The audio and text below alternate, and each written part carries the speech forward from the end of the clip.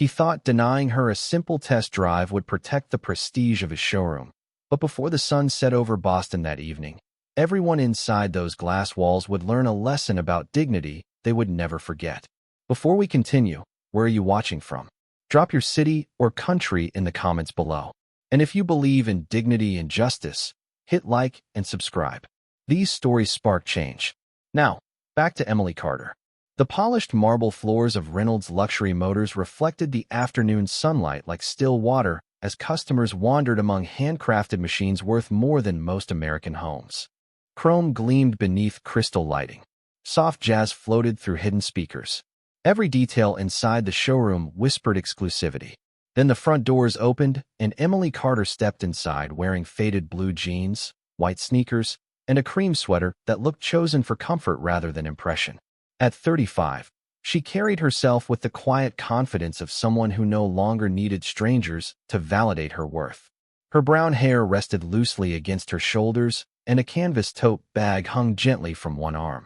Several salesmen noticed her immediately, not because she stood out, but because in a room filled with tailored suits and designer handbags, she somehow looked completely out of place. Jason Whitmore adjusted his navy tie as he watched her from across the showroom floor. Years in luxury sales had convinced him he could measure a customer within seconds.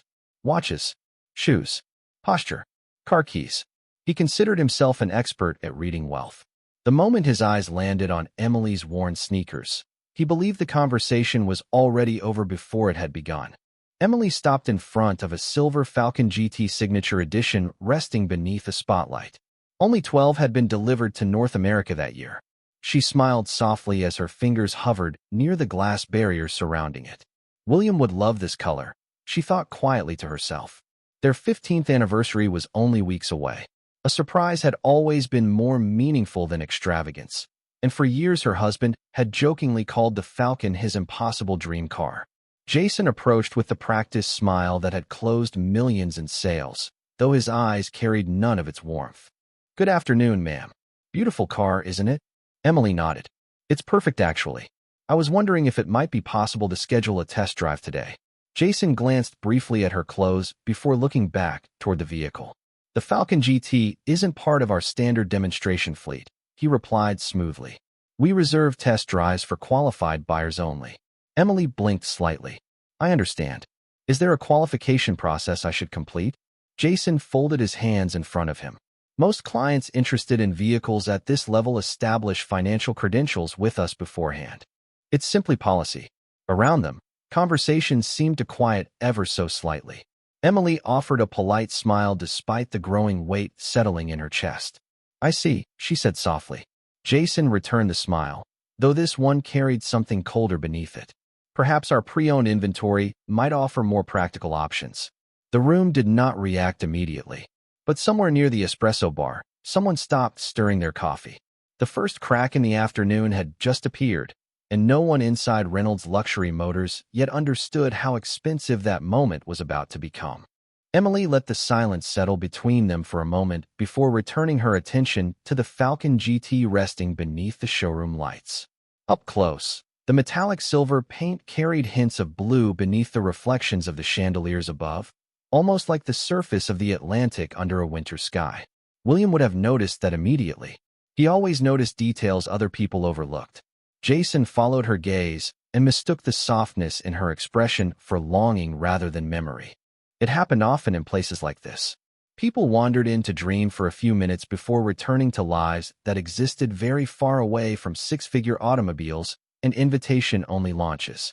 He had built an entire career around separating dreamers from buyers. The Signature Edition starts at $420,000 before customization, Jason said casually, as if reciting a weather report. Most of our clients spend closer to $500,000 by delivery. Emily nodded politely. "It is a beautiful machine." Jason offered a small laugh. "Beautiful and rare. We only allow serious purchase candidates behind the wheel." Emily turned toward him with the same calm expression she had worn since entering the showroom. "I understand the value of exclusivity. I was only hoping to experience how it drives before making any decisions." Jason tilted his head slightly. "Respectfully, people who purchase vehicles like this usually arrive knowing exactly what they want. His eyes drifted briefly toward her canvas bag resting against her side, and they generally arrive prepared. The words were carefully chosen, polished enough to avoid offense while sharp enough to leave their mark. Nearby, a younger salesman named Ethan shifted uncomfortably near the reception desk. Even he could hear what was happening beneath the professionalism. Emily simply smiled. Prepared can mean different things to different people. Jason ignored the comment. If you would like, I could show you some of our certified inventory. We recently received several luxury sedans under $70,000 that may be closer to your comfort zone. For the first time, Emily felt disappointment replace surprise. Not anger, not embarrassment, just disappointment. The kind that came when people decided who you were before learning your name. She glanced once more toward the Falcon GT before reaching into her bag and removing her driver's license. If there is paperwork required for a demonstration drive, I am happy to complete it. Jason looked down at the license without taking it. That really will not be necessary. The words landed heavier than he intended. Across the showroom floor, an older couple browsing near a Bentley exchanged a glance before quietly returning to their conversation. Even the receptionist behind the marble desk stopped typing for a moment. Emily slowly lowered the license back into her bag. Then I appreciate your time. Jason gave a short nod, relieved the conversation appeared to be ending. But before Emily could step away, the receptionist's computer chimed softly from across the room. She frowned at the screen, blinked twice, and looked back toward Emily with visible confusion. "Excuse me, ma'am," she called carefully. "Did you happen to submit an online reservation this morning?" Emily paused. "Yes, around 8:30. The receptionist looked back to the monitor once more. "There is a test drive appointment here for 1 o'clock this afternoon for the Falcon GT Signature Edition." The showroom grew strangely quiet. Jason's expression tightened almost imperceptibly as the receptionist read the final line displayed on the reservation file. "Authorized personally by Mr. Michael Reynolds." For several seconds, nobody moved. The soft jazz continued drifting through the showroom speakers, but somehow even the music felt quieter now. Jason stared toward the reception desk as though the computer screen itself had betrayed him. "That cannot be right," he said finally, forcing a small laugh that sounded thinner than he intended. The receptionist looked back at the monitor and swallowed nervously. The reservation was entered this morning and personally approved through the executive calendar. Jason stepped toward the desk and read the screen himself. There it was in plain black letters beside the appointment time and vehicle identification number. Emily Carter, Falcon GT Signature Edition. Authorized by Michael Reynolds. His jaw tightened slightly. Reynolds personally approved fewer than a dozen appointments each year. The owner preferred private referrals, established collectors, and long-standing clients. Certainly not women carrying canvas bags and wearing white sneakers. Jason turned back toward Emily, searching for an explanation that fit the version of reality he understood. "There must have been some confusion during scheduling," he said carefully. "Mr. Reynolds occasionally delegates approvals through his assistant." Emily offered a polite smile. "That is possible." Her answer somehow made the situation worse. There was no anger in her voice. No attempt to prove him wrong. No satisfaction at watching him struggle to regain control of the conversation. She simply stood there with the same calm expression she had carried through every dismissive remark. Across the showroom floor, Ethan pretended to rearrange brochures while listening closely. A few customers lingered near the espresso bar longer than necessary. Human curiosity had always been stronger than luxury etiquette. Jason cleared his throat. "Regardless, the Falcon is currently unavailable for demonstration." The receptionist looked up again. "Actually, the system shows it was prepared this morning for today's appointment. Detailing completed at 11:20. Fuel topped off. Route authorization approved." Jason felt heat rising behind his collar. The room seemed smaller now. The polished marble reflected too much light. Too many eyes were quietly watching. Emily glanced toward the showroom windows where late afternoon sunlight spilled across the floor. "If today no longer works, I completely understand," she said softly. "I know schedules change." Jason seized the opportunity immediately. "Yes, exactly. Scheduling conflicts happen all the time with specialty inventory." Before anyone could respond, the elevator doors near the executive offices opened with a quiet chime. Conversations across the showroom faded almost instantly. Michael Reynolds rarely appeared on the sales floor during business hours. At 62, the founder of Reynolds Luxury Motors carried himself with the kind of quiet authority that never needed to announce itself. His silver hair was perfectly combed, his charcoal suit impeccably tailored, but it was his expression that caught everyone's attention. He was not looking at the Falcon. He was not looking at Jason.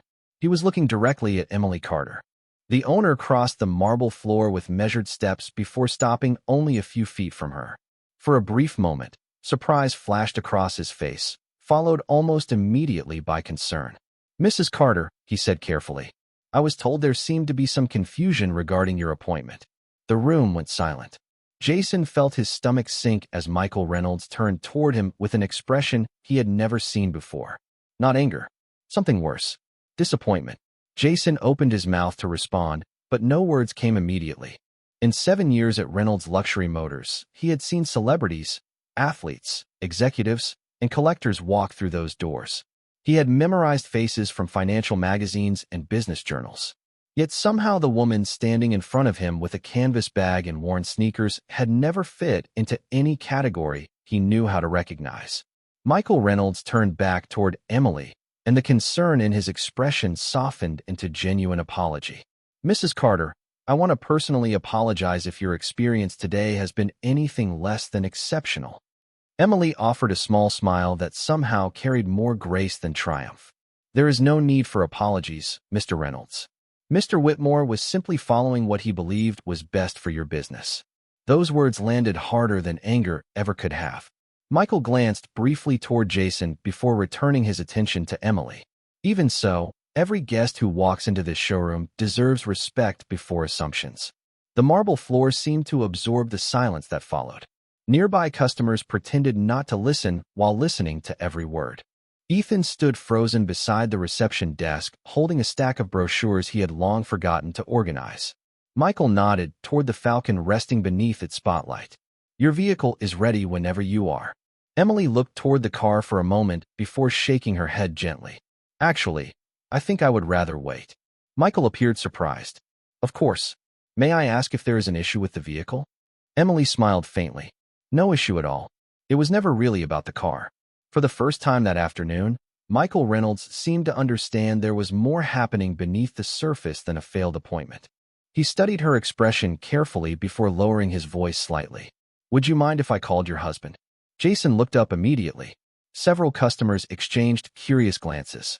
Emily hesitated only briefly before nodding once. "If you believe it is necessary." Michael reached into his jacket pocket and removed his phone.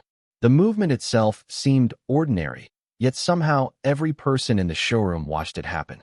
He scrolled for only a few seconds before selecting a number from memory rather than contact search. The call connected almost immediately. Michael's posture straightened instinctively. "Good afternoon, sir," he said quietly. "I apologize for disturbing you. There seems to have been an unfortunate misunderstanding involving Mrs. Carter's appointment today." Jason felt his heartbeat quicken.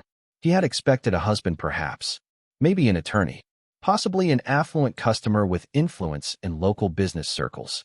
But the expression on Michael Reynolds' face suggested something entirely different. Respect, not professional courtesy, not customer service politeness. Respect of the kind usually reserved for people whose names carried weight long before they entered a room. Michael listened for several moments before nodding slowly. "Yes, sir. She is here with me now." He glanced toward Emily and offered a small smile. "Understood. We will be waiting." The call ended. Michael lowered the phone and looked directly at Emily. "He is on his way." Around them, the showroom remained perfectly still. Outside the enormous glass windows, the afternoon traffic of downtown Boston continued moving as though nothing unusual had happened at all. Inside Reynolds Luxury Motors, however, something had shifted. And somewhere deep inside Jason Whitmore, the certainty he had trusted for years was beginning to crack. Time moved differently after that phone call. The showroom had not become quieter, yet every sound seemed sharper somehow. The distant hum of traffic beyond the glass walls. The soft clink of porcelain from the espresso bar. The low vibration of climate vents hidden in the ceiling above. Jason Whitmore stood near the Falcon with his hands folded carefully in front of him, though the confidence that had once defined his posture had quietly disappeared. Michael Reynolds invited Emily to sit in the private customer lounge overlooking the showroom floor, but she politely declined and remained standing beside the silver coupe. Her eyes rested on the vehicle with the same calm expression she had worn since arriving. Not impatience, not satisfaction, simply patience. Michael studied her for a moment before speaking again. You chose an excellent color combination. Emily smiled softly. It was never my choice. Michael raised an eyebrow. Your husband's? Emily nodded once. 15 years ago, before any of the success, before the companies and investments and interviews, he saw a silver sports car parked outside a diner in Vermont and said one day he would own something that made him feel the way that car looked. Michael smiled faintly. And he never forgot. Neither did I, Emily replied quietly. Across the showroom floor, Ethan glanced toward Jason before lowering his voice. Who exactly is her husband? Jason shook his head without answering. That uncertainty bothered him more than he wanted to admit. Wealth usually announced itself. Expensive watches, private drivers, tailored clothing. There were signals people in luxury sales learned to trust. Yet somehow this woman had walked directly past every one of them. Michael checked his watch before looking toward the entrance. He should be here soon. Jason finally stepped forward. Mr. Reynolds, if I may ask, who is coming? Michael looked at him for several seconds before answering. Someone who helped keep these lights on. Jason frowned slightly, unsure he had heard correctly. Michael continued quietly. 3 years ago, when supply chains collapsed and luxury inventories disappeared, Reynolds Luxury Motors was 6 weeks away from shutting its doors permanently. Jason stared at him. Few employees knew those details. Michael rarely discussed that period. A private investment group stepped in at the last possible moment, Michael said. No publicity, no interviews, no conditions beyond protecting jobs and preserving the company culture. The older man's eyes moved toward Emily. Without that investment, none of us would be standing here today. Jason felt his stomach tighten. Outside, headlights reflected briefly across the showroom windows as a black sport utility vehicle pulled slowly toward the entrance.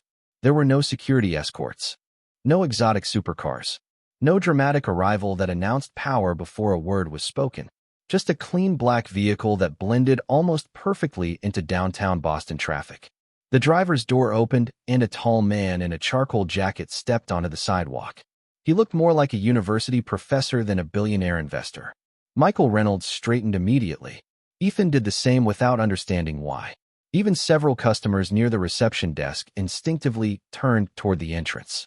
The man stepped through the glass doors, and his eyes found Emily almost instantly. Everything else in the room seemed to disappear around him. He crossed the marble floor without looking left or right, and stopped beside her with a small smile that carried 15 years of shared history behind it. Did they make you wait long? He asked gently. Emily smiled back. Not very long. The room went silent once again.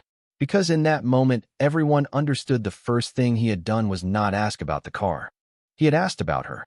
William Carter carried none of the theatrical presence Jason had expected from a man powerful enough to make Michael Reynolds personally place a call. There was no entourage waiting outside. No luxury convoy parked at the curb. No attempt to command attention. Yet somehow the entire showroom seemed to shift around him the moment he entered. Michael stepped forward immediately and extended his hand. William, thank you for coming on such short notice. William shook it politely. Michael, nothing more. No titles. No introductions. Just two men speaking with the familiarity of people who had weathered difficult years together. William turned his attention back to Emily. Are you all right? Emily nodded gently. Of course. He smiled. Good.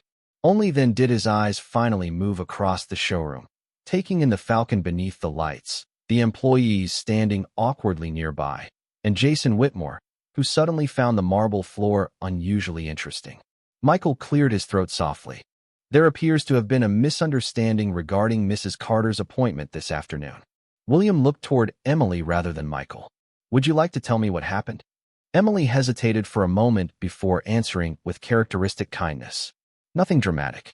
There was some concern that I might not be the right fit for the vehicle. William nodded slowly as though considering the statement carefully. I see. He did not ask for names. He did not ask who said what. He simply looked at Emily for another moment before smiling faintly. You always did have better patience than I do. Michael shifted uncomfortably. William, I want to be absolutely clear that the values expressed today do not represent this company. William looked at him and gave a small nod. I know they do not. If they did, your company would not still exist. The words hung quietly in the air. Jason looked up immediately. Michael exhaled slowly before offering a small smile. You never did like telling that story. William slipped his hands into his jacket pockets. Because it was never my story to tell. Ethan listened carefully from nearby, while pretending to organize paperwork that had already been organized twice. Michael glanced around the showroom before speaking. 3 years ago, every bank we approached said luxury dealerships were too risky to save. Every analyst told us to prepare for closure. He looked toward William. One investment group disagreed. William shrugged slightly. Good businesses deserve second chances.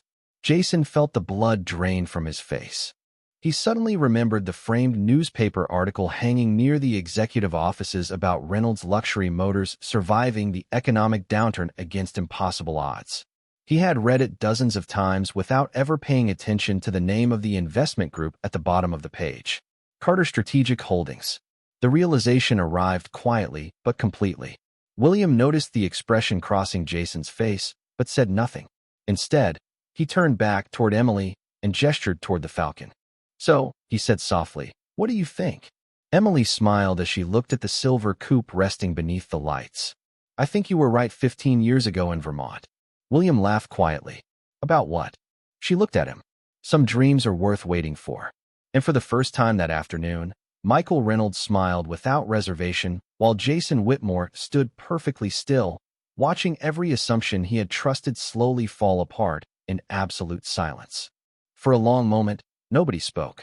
The afternoon sun stretched across the marble floor in long golden lines while reflections from the showroom windows danced across the silver curves of the Falcon. Jason stood motionless beside the reception desk, replaying every sentence from the last hour with painful clarity. The comments about qualifications, the suggestions about pre-owned inventory, the assumptions disguised as professionalism. They sounded very different now than they had 30 minutes earlier. William noticed the silence, but seemed entirely uninterested in filling it. His attention remained on Emily and the car she had come to see. Would you still like to take it for a drive? He asked quietly. Emily looked toward the vehicle and then toward him. Only if you come with me. William smiled. I was hoping you would say that. Michael immediately stepped forward. I will personally prepare the vehicle. William shook his head gently. You do not need to do that, Michael. The older man smiled faintly. Actually, I think I do. As Michael disappeared briefly toward the service bay, Ethan approached carefully, holding the key presentation box with both hands. He stopped in front of Emily and offered a nervous smile. Congratulations, Mrs. Carter. Emily looked surprised. For what? Ethan glanced toward the Falcon before answering. For never becoming the kind of person who would have treated someone else this way. Emily's expression softened. Thank you. Nearby, Jason lowered his eyes toward the floor. Those words had not been intended for him, but somehow they landed exactly where they needed to. Michael returned moments later carrying the keys himself. The polished black box reflected the overhead lights as he handed it directly to Emily. Whenever you are ready. Emily accepted the keys, but made no move toward the driver's door. Instead, she turned toward Jason. The entire showroom seemed to stop breathing for a moment. Jason slowly looked up to meet her eyes for the first time since William arrived. There was no anger waiting for him there. No victory. No satisfaction. Only calm.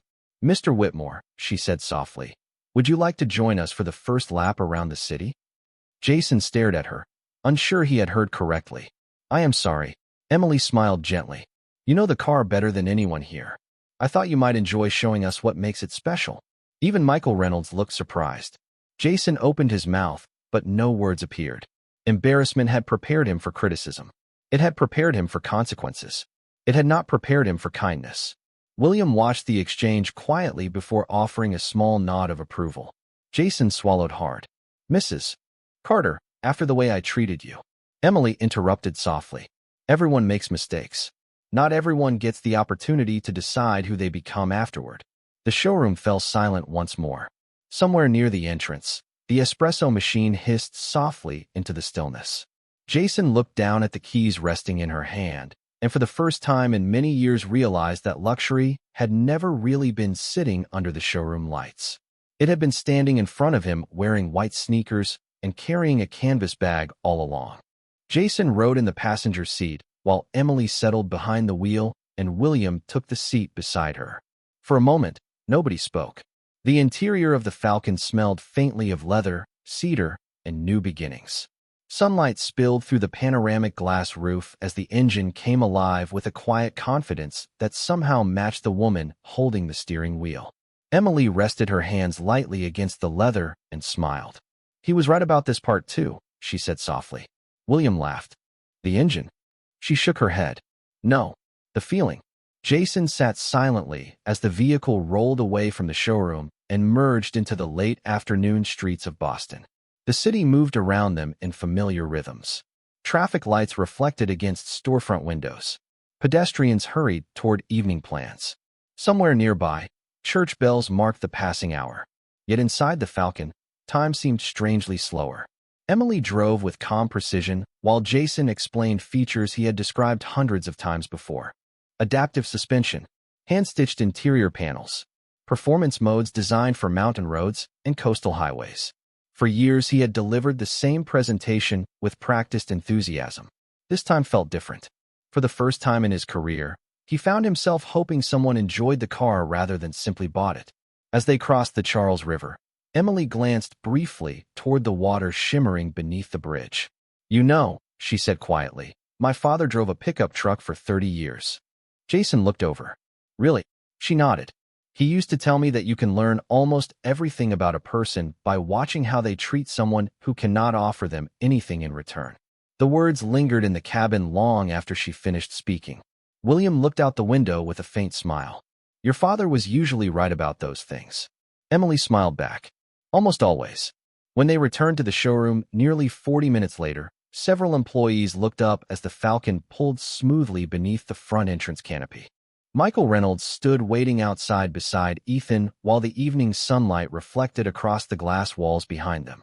Emily stepped from the vehicle first and handed the keys back to Michael. "It is beautiful," she said simply. Michael nodded. "Will you be taking it home?" Emily looked toward William. "What do you think?" William considered the question seriously before smiling. "I think the diner in Vermont deserves some credit for this decision." Emily laughed quietly. "Then yes, I think we will." Michael's expression brightened immediately before he caught himself and looked toward William. "I want you both to know there will be no paperwork tonight." William raised an eyebrow. Michael smiled. "Tonight is simply about making things right. Tomorrow can handle contracts." Jason stood nearby, listening quietly before finally speaking. "Mrs. Carter." Emily turned toward him. "I was wrong about you from the moment you walked through those doors." Emily smiled gently.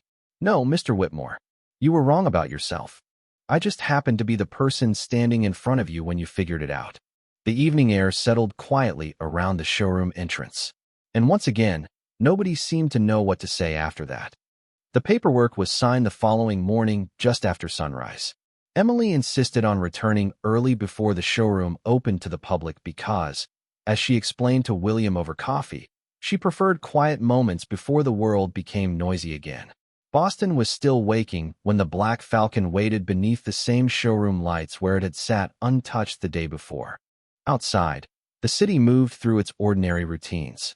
Delivery trucks rolled through downtown streets. Cafes unlocked their doors. Commuters hurried toward trains with paper cups warming their hands against the morning air.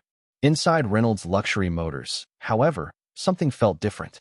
Jason arrived nearly an hour earlier than usual that morning. He stood alone beside the showroom windows watching the first light spill across the marble floor exactly where Emily had stood holding her driver's license the previous afternoon. For the first time in years, he noticed how many assumptions his job had taught him to trust. Watches, shoes, jackets, cars, neighborhoods. The shortcuts had made him successful. They had also made him wrong. When Emily and William entered the showroom together, Jason walked toward them immediately. There was no script prepared this time. No polished sales language. No practiced confidence. "Good morning, Mrs. Carter." "Mr. Carter." William smiled politely while Emily returned the greeting with the same warmth she had shown him from the beginning. Jason hesitated before speaking again. "I wanted to thank you." Emily looked slightly surprised. For what? Jason glanced around the showroom before answering. For allowing me to learn an expensive lesson without charging me for it. For a moment, nobody spoke. Then Emily smiled. The best lessons usually cost pride instead of money. Michael Reynolds appeared from his office carrying a small wooden presentation box. Inside rested 2 custom key fobs engraved with a simple inscription beneath the falcon emblem. Some dreams are worth waiting for. William read the words and laughed softly. You remembered. Michael smiled. You said it the night we signed the investment papers 3 years ago. William shook his head with amusement. I forgot I even said that. Emily did not, Michael replied. Emily ran her fingers lightly across the engraving before closing the box again. Through the showroom windows, the first customers of the day began arriving. Some wore tailored suits. Others wore work boots and denim jackets. Some stepped out of luxury sedans, while others climbed from aging pickup trucks. Jason watched them differently now. Not as categories. Not as probabilities. Just people. As William and Emily prepared to leave, Jason held the showroom door open for them. Emily paused briefly beside him before stepping into the morning sunlight. Mr. Whitmore? He looked up immediately. Yes. She smiled gently. Never let a person's appearance introduce them before they have the chance to introduce themselves. Jason nodded slowly. I will remember that. Outside, William opened the passenger door for Emily before walking around to the driver's side. The silver Falcon pulled away from the curb and disappeared into the flow of Boston traffic until it became just another car on just another street. Yet long after it was gone, the silence it left behind remained. Because luxury had never been the leather seats or the handcrafted engine or the price written across a contract. Luxury was kindness when power was available. Luxury was humility when status was obvious. Luxury was a woman in white sneakers carrying a canvas bag who chose grace when she had every right to choose something else. And that morning, inside a showroom built to sell extraordinary machines, everyone remembered what dignity looks like.